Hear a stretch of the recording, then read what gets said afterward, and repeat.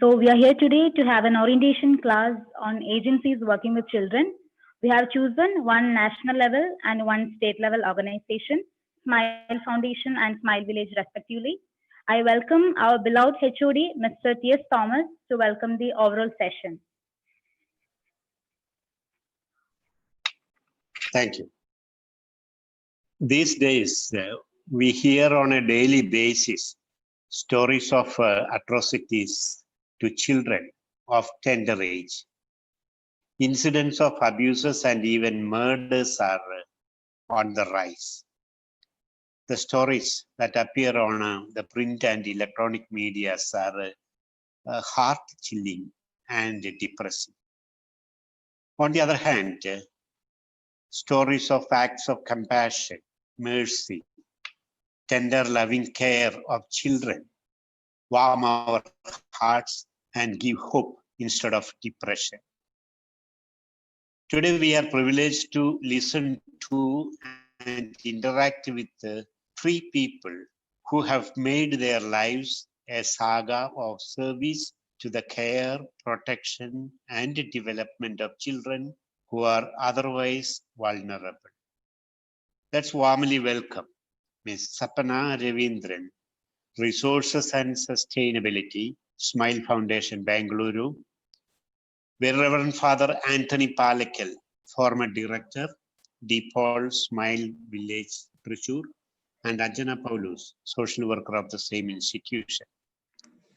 I'm sure their presentations and interactions will be informative, and more than that, they are going to be inspirational. The stories of struggles and survivals of the hapless children may challenge us to get out of our apathy and inertia. Dear and respected presenters, you have a captive, yet very alert and enthusiastic 65 listeners, eager to learn and change. I, as head of the department, place on record the deep appreciation the department has for you, for the work of love, for your work of love, affection, and care you show to the young ones given to your protection and patronage. I also congratulate staff member Anu Gigi and her band of student organizers for arranging such an innovative session. Thank you, Ms. Sapana, Father Anthony, and Anjana for being partners in informing and forming my students. Your hand-holding is deeply valued. Thank you. Have a wonderful time together. Thank you, Thomas, sir. Let me introduce Ms. Sapna Ravindran, Vice President of Resources and Sustainability, Smile Foundation, to continue the session. Hi, good morning, everyone. Am I audible? Yes. Yeah, ma'am. Yeah, so I'm assuming we have the year 1 and year 2 MSW students. Yes. Yeah, we have. And you have been having this kind of webinars in the past? Have you been having? No, ma'am. Actually, we are, this webinar is actually the first time we are doing. But last year we had actually the seminar. Webinar Okay. is first time. So this is the new normal, and I really feel for the students. When we were studying, we really enjoyed the field work, the concurrent field work, the community field work, and the block placements. Unfortunately, this time during the time of pandemic, you are missing it. Not purely for the fun, but also for the learnings that you are being missed.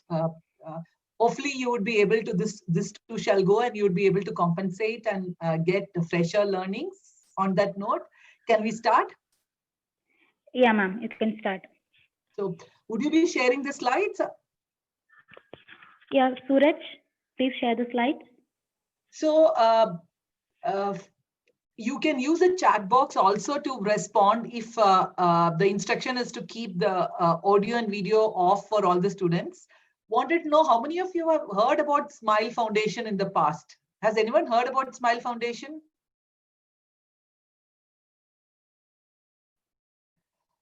Since the students can't respond, I mean, they can put their responses on the chat box, or I could also have the faculty respond to the same. So you have heard about Smile?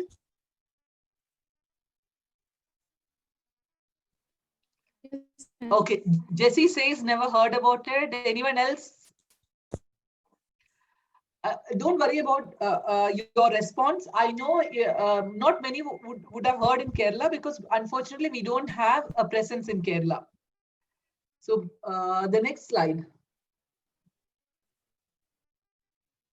Suraj, right? Suraj is navigating through the slides.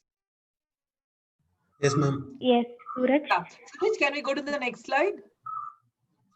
Okay, ma'am. Okay, ma'am. Yeah. So the next half an hour, I would be taking you through the journey of an organization. It's a pan-India organization. The name of the organization is Smile Foundation. This was started in the year 2002 by a small group of corporate professionals who themselves were the recipient of the first economic boom. If you would remember, in the mid 90s, I don't know how many of you were born then, but you would have heard from your parents. There was a first economic boom in India, and these corporate professionals were themselves a recipient of them. Coming from middle class families and having earned good money, they wanted to give back to the community, and that's how we started Smile Foundation. Yeah.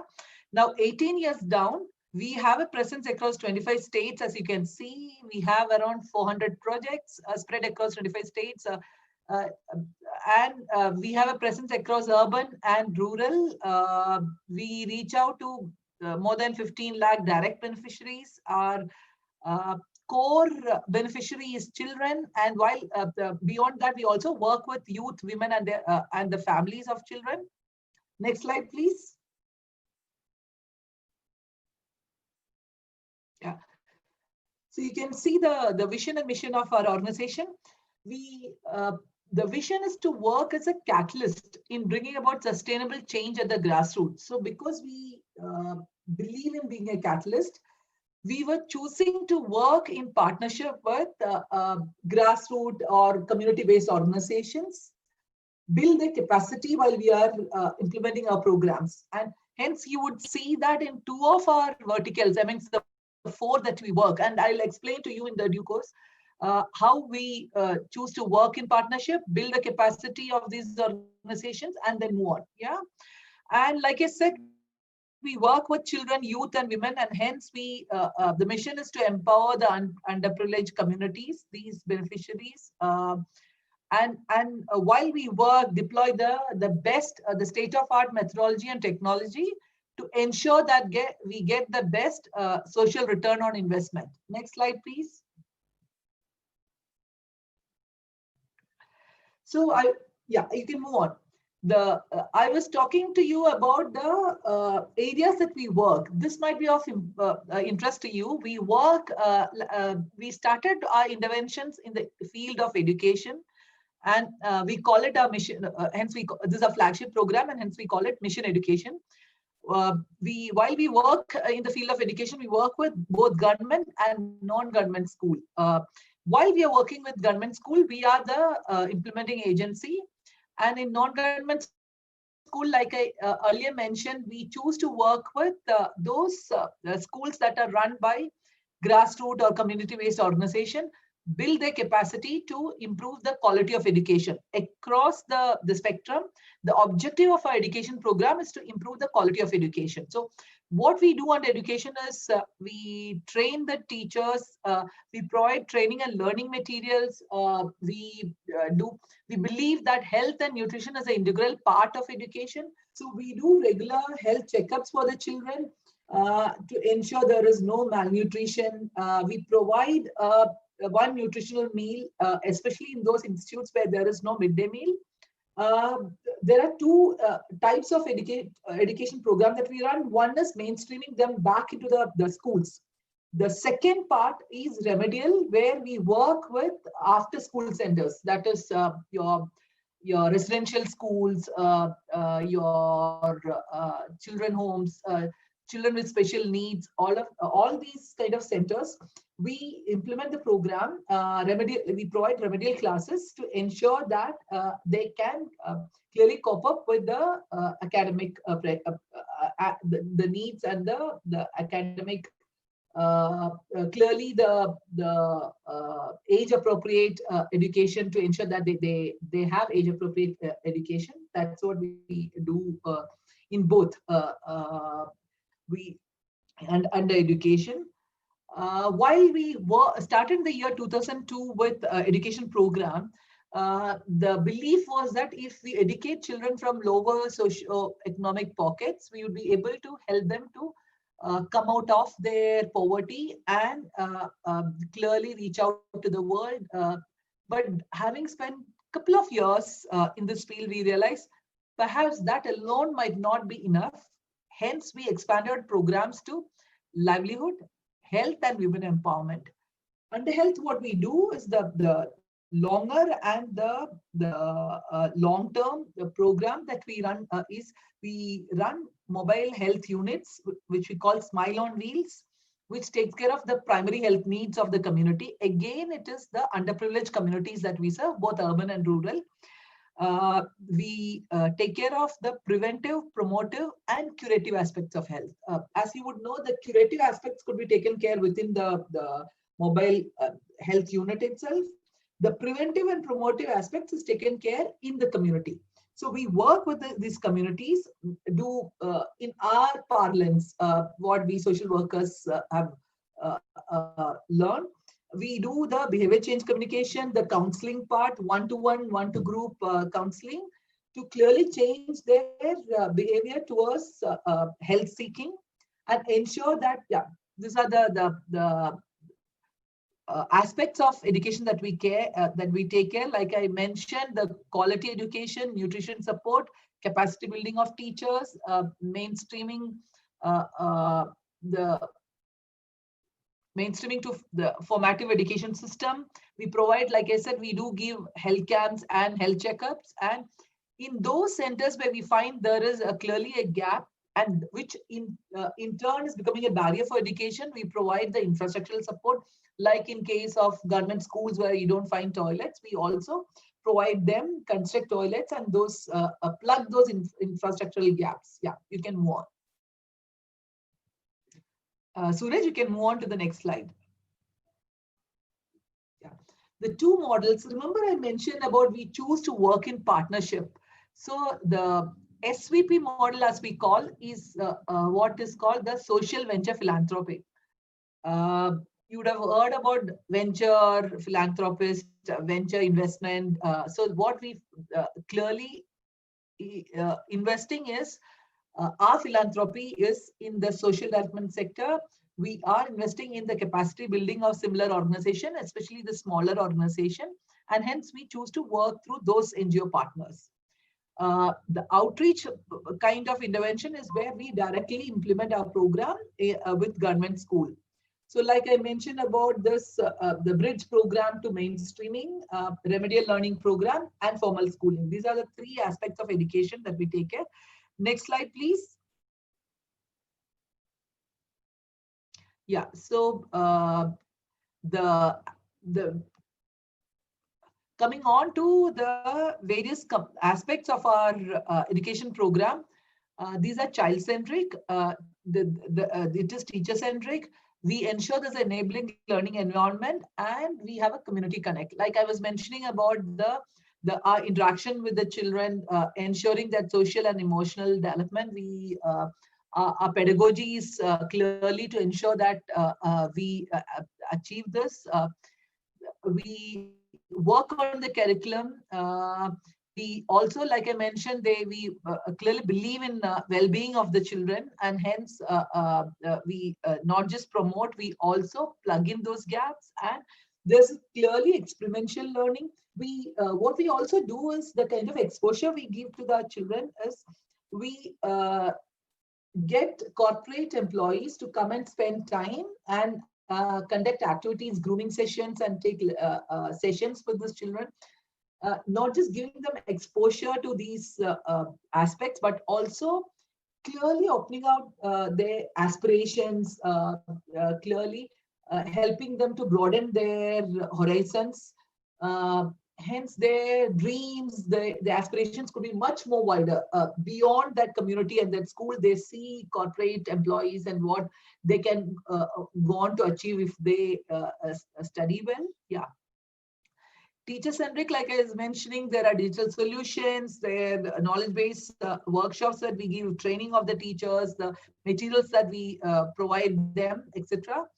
The enabling environment, you would have seen in government schools, there are educative messages on the walls. Those are the called the BALA concepts, building as learning aid. So we do follow the same. We ensure this is surround and engage for the children.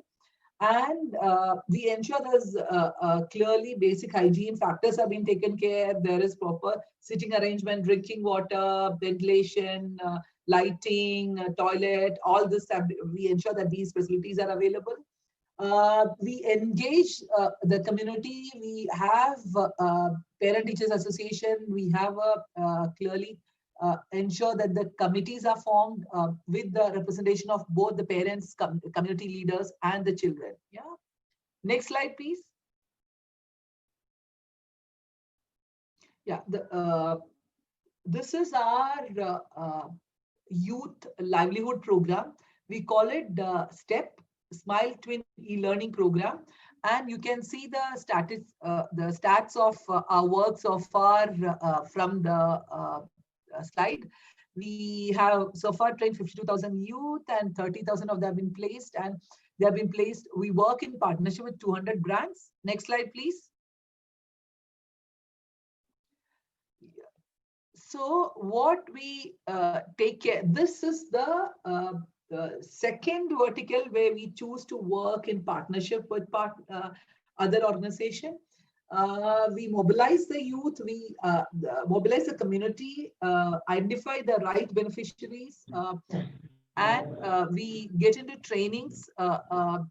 So again, the pedagogy is ours. We train the staff of these organizations who run this program exclusively. What we do under this program is we run training centers for in batches of 4 months each, and the subjects that we cover is computer literacy, language proficiency, that is English, personality development and soft skills, and one trade. And typically this trade is say retail management, hospitality, e-commerce, financial literacy, now healthcare providers training, even, yeah, those are some of the ones that we train them on. We give them both the trade exposure, which is the industry exposure, plus we also get the employees from the typical, from the corporate world and these retail that they are aiming to join, to come on and do the grooming, help them to face interviews, spend time with them for them to understand the industry better. Post completion, that is after 4 months, we also do the placement of these youth in the respective trades. And post placement, we do up to 6 months follow up with all the youth.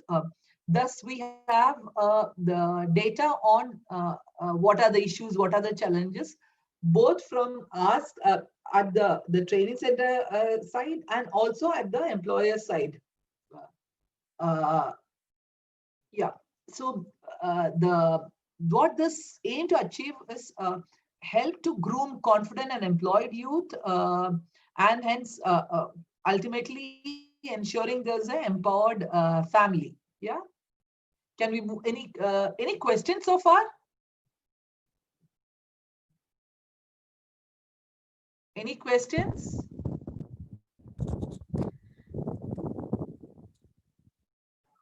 Ma'am, I think we'll do it in the Ma'am, end of the we session. Sure, sure. Okay, next slide, Suraj.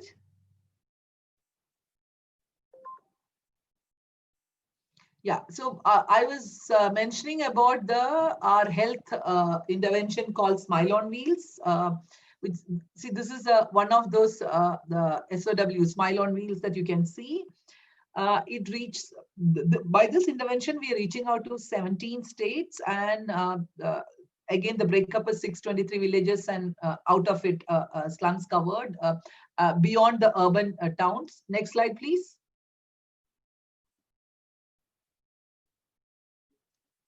Yeah.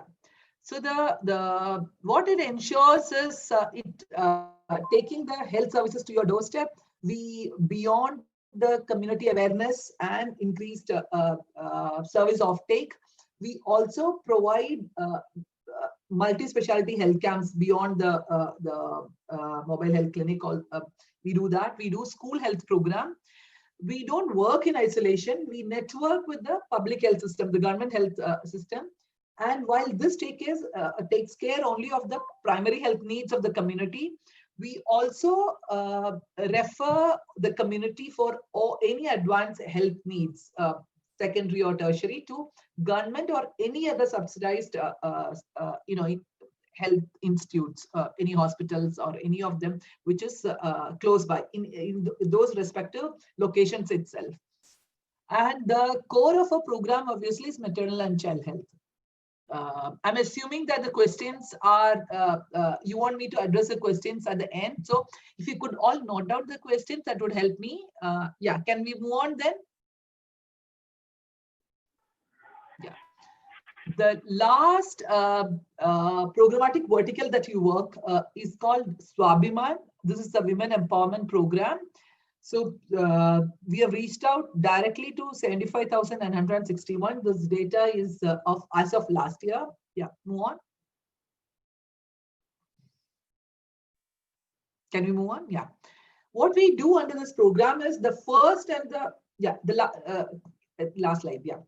What we do under this program is there are three components. The first and the entry level / the most tangible component is once we enter a community, this is a community intervention program.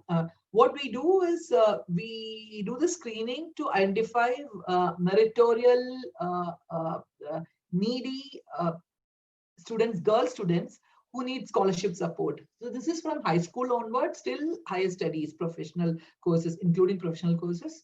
So we identify them and provide them with scholarship support. We do the entire screening both at the house level and at the institute level, and ensure that they continue. We have those mechanisms and checks and balances in place. The second and the largest component under this is the reproductive and child health. So this takes care not just of reproductive child health, the health and hygiene in toto. So we talk about general health awareness, hygiene factors. We talk about adolescent and reproductive health, sexual health. So we have respective target groups for each of these network meetings and sessions. And we do the counseling with each of them. And one of our USP is we involve the male members in this community in these sessions and in this entire program. Hence, we know often it's the male members of the families often have ironically a higher decision making as far as the factors of women are concerned. Hence, we to break those stereotypes, what we do is we involve them, make them understand the need for their involvement and the need for those issues that we're working on, the importance of these issues, and get their buy-in. Hence, we have male members, husbands, fathers, and sons and father-in-laws, etc., who are converted to our causes and hence support us.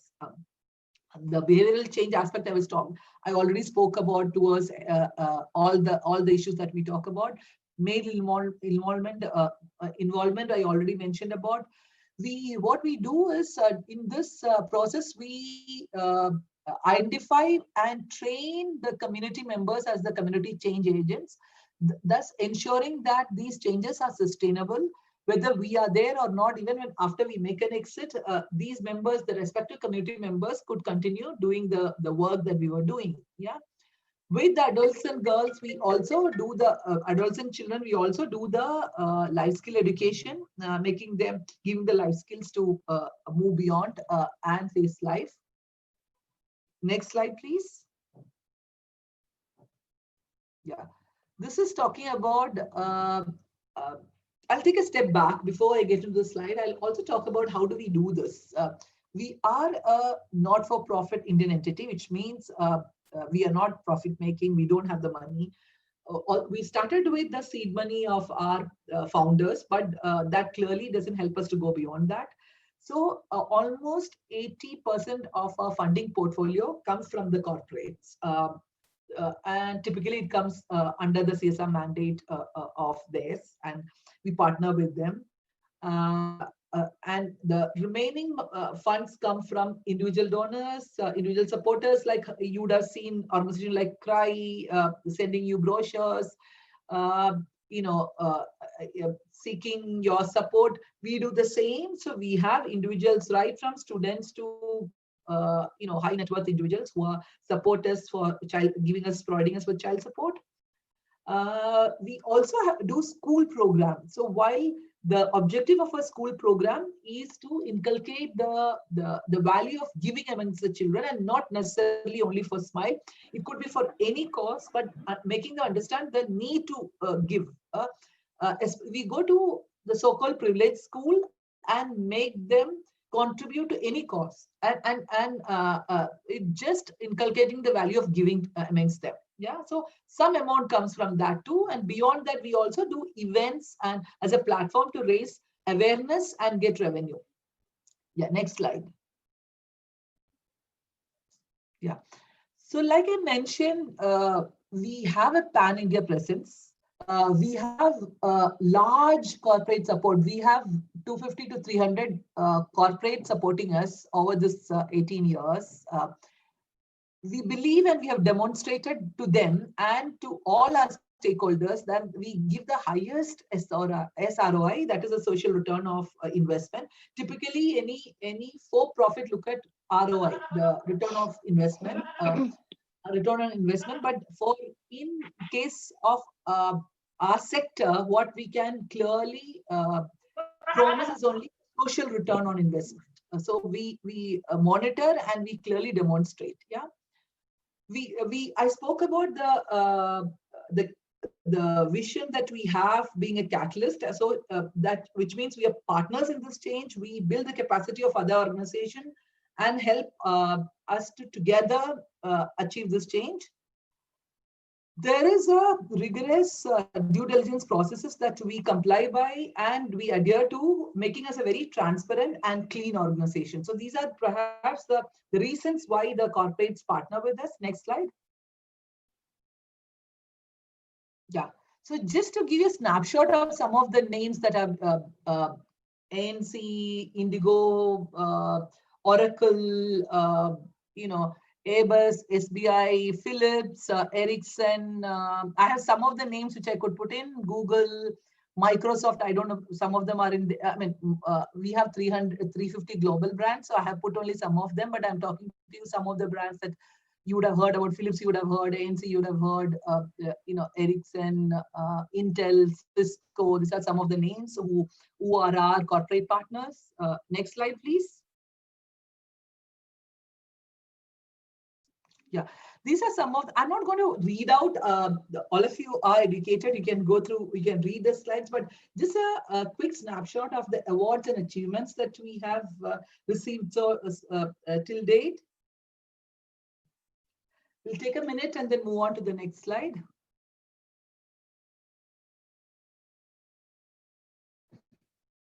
Can we move on to the next slide?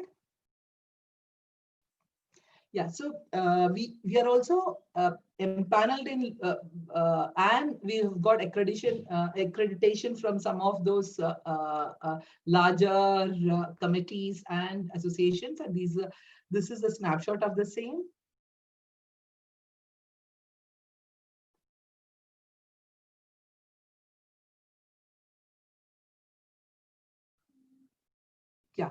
Can we move on? Yeah. So that brings me to the end of this formal presentation, and I'm open to taking questions.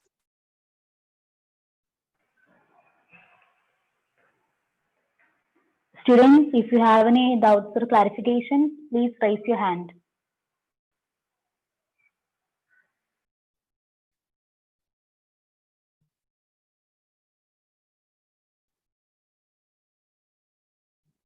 So we have 63 participants. I'm assuming 60 or less than 60 are students.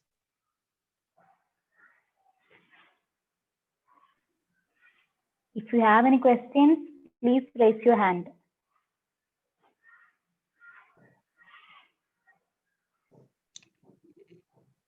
Yeah. Atul, I got your question. A good question. So I don't know whether I have one valuable advice, passion. So when I pursued, I'll tell you interesting. How many more minutes do I have? 10 minutes more. 10 minutes. Oh, that's a long time. So I'll tell you, I studied out of Rajagiri College of Social Science, and the process for empanelment in this college was, we had a common entrance exam, then there's a group discussion, and then there is an interview panel. So we had 8 of prominent professors and social workers sitting and interviewing you before you get enrolled into the course. And first, I had to prove that I'm the right fit to social work, and people who know Rajagiri College would also know that we have MSW and we have personal management at that time. Those were the two different streams, and personal management was not a specialization then in Rajagiri. Even now it isn't. And for some reason, they thought I was a better fit for corporate world and for personal management. So I had to prove right at that juncture onwards that how how passionate I am about social work, and why I would be the right fit. And throughout, you have to ensure that you continue having this passion, you continue pushing yourself. What has kept me going, I have completed 25 years in this sector. So this is my 26th year post MSW. I have tried to do things that were really challenging. So right from my first assignment was a street children rehabilitation program of UNICEF. It was a campus placement, and which was very difficult one. I was part of the founding team for the first sex workers program in the state of Kerala.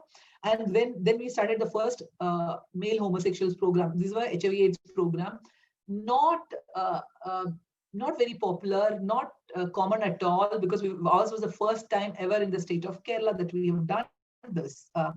Why I'm saying this is not about praising myself at all, but just let you know that just be passionate and try to do things that might sound challenging, but if you believe that really makes sense, push yourself to do that. You really get a lot of satisfaction from this, and you would also be successful. I don't know whether I have helped in addressing your question, Atul, but this is what has kept me going.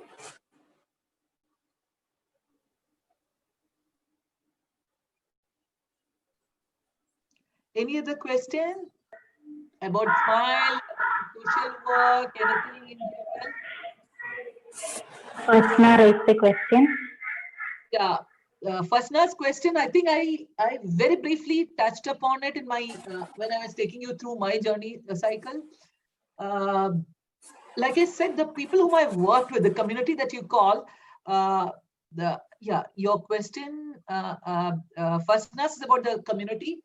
See, working with sex workers, the challenges are plenty. Then we had to start. So we started off with behavior change of our family itself. I had to start with convincing them. And once I told them the need, I had the biggest support internally. Then I could very comfortably go out and work with the community. So getting the acceptance of the community would be the first step, which means if you are passionate, like I said, and you work hard, it really helps you to win the support of the community, and you will be able to achieve greater goals there. Yeah. Suraj, yeah, so we you all know everything has changed. This is a new normal, right? And the start of COVID, we had to put all our programs on hold. But then very soon we had to get our Smile on Wheels, answering your question, the Smile on Wheels back into the community itself, because that's a greater need of the community. Health is a biggest need, especially during COVID. So we were out there, our COVID warriors were out there, our Smile on Wheels teams were out there, starting with the Smile on Wheels, and also we started distributing the dry ration and safety kits. So that's another program right at the early times of COVID that Smile has been doing. We also do a lot of disaster management, and in this case, this is what we were doing, and which is really we have reached out to a large community thanks to the traction we got from the corporates initially, and clearly the problems that we faced was initially that there was no approval for us to do that. Post that, it was the government that who wanted us to be there supporting them. One of our Smile on Wheels also deployed purely for COVID testing and COVID intervention in partnership with the government. But we work everywhere. We have been working in partnership with government, and including the dry ration, really those needy places. Hence, there's no duplication. So the adversity was largely that. Yes, the other programs we all had to move virtual. So our education program is now largely hybrid. We have a large chunk of it which is online, and a chunk of it is offline. It's a combo. So is our STEP program. We have to go virtual. Our community intervention, especially the networking meetings, the life skill sessions with the children under Swabhiman, all of them are moved largely virtual. So when you move virtual, especially in rural, you'll also know that the biggest challenge is the internet penetration, those locations also. So that's why I said it was largely a hybrid model. Like we couldn't go total virtual online. So hence we had to go for a virtual hybrid model. Yeah.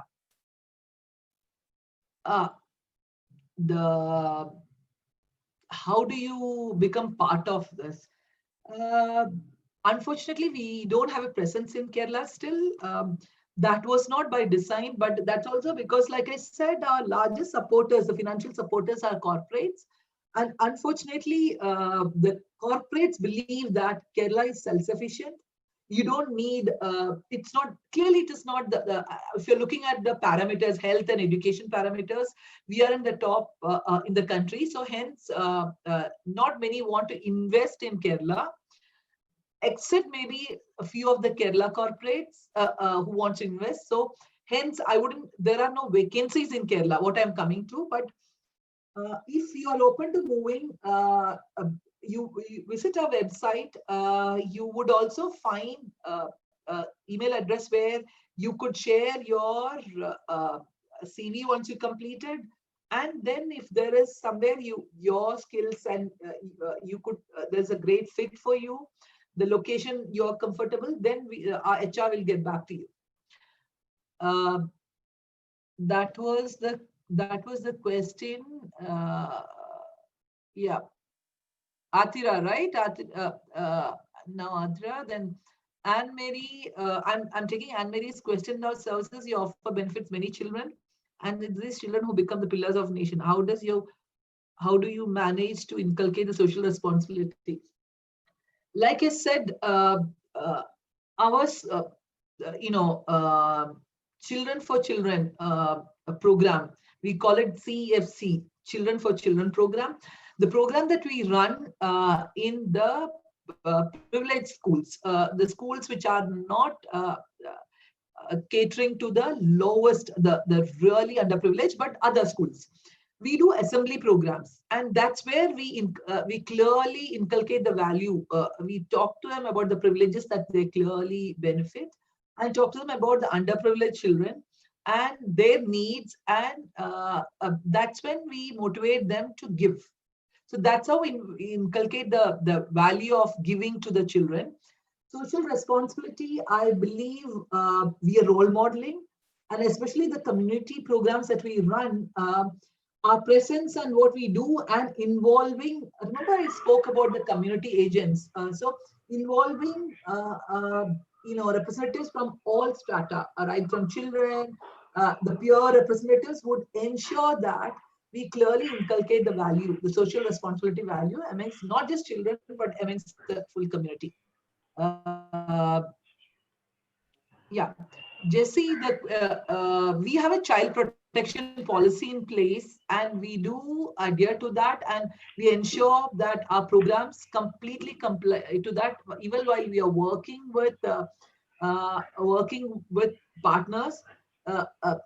We form committees clearly against atrocities and sexual abuse, and these are reported and steps have been taken. So that's how we by systemic intervention, which means we have policies in place, system in place. It's not just one random response, but this is how we ensure that we can bring about changes in those specific areas and locations that we work.